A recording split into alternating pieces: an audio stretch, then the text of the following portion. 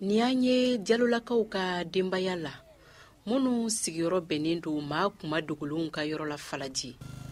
Kɛlɛ o de kɛla sababu ye n'u y'u sigiyɔrɔw bila n'o ye Bankasi Mopti mara la.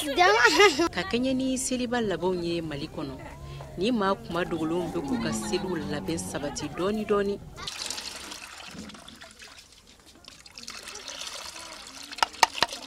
Yama man ke fin demsen do fini soron do ma soron folo yere do ma sambar soron ko ma soron fini do sor la demsen be non tege ka fer ka wosa non awo ambasa ka fer aya demsen ka musa ka soron kadi ay aya malo soron ani nyo akadi ay awo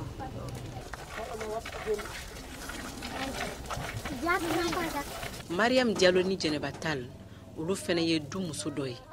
An ye denmisɛn taw dɔ sɔrɔ dɔw ma sɔrɔ an yɛrɛ ta kɔni an ma fɛn san fɔlɔ parce que denmisɛn ta de ka gɛlɛn. Ya kɔni ji tɛ an fɛ ɲɛgɛn tɛ an fɛ o bɛɛ b'a la hali ɲɛgɛn na n'i taara fo i ka wari de bɔ baara ɲɛnama tɛ. Fini feere jabi bien kɔɔri bien no wete ko apple bien bura a bien bura de feere dɔɔni dɔɔni ka wari sɔrɔ dɔrɔn mbi fini ñunu san fini ɲuman compliqué ɲuman.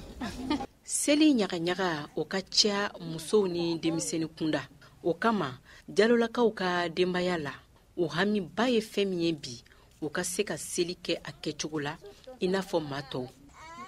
A b'an sen ɲɛgɛn, a b'an kun digi, a b'an ka samara san, a b'an ka fini san, fɛ aw ka balo tila, aw ka wari di, aw ka saga dɔn.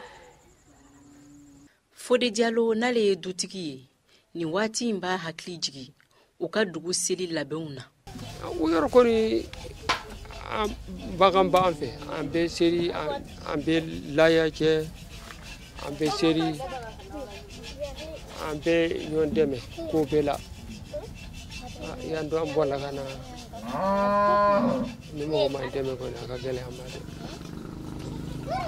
Ni maa kuma dogolenw caman kɔni y'a sɛbɛntiya k'u bɛ dɛmɛ sɔrɔ ɲɛmaw yɔrɔ seli ɲɛkɔrɔlaw fɛ. Ko kon depuis an nana yan dɛmɛ kɔni an bɛ sɔrɔ so ko an Allah an bɛ dɛmɛ sɔrɔ ni seri sera sogo bina cɛma malo an bɛ sɔrɔ an bɛ fini yɛrɛ sɔrɔ.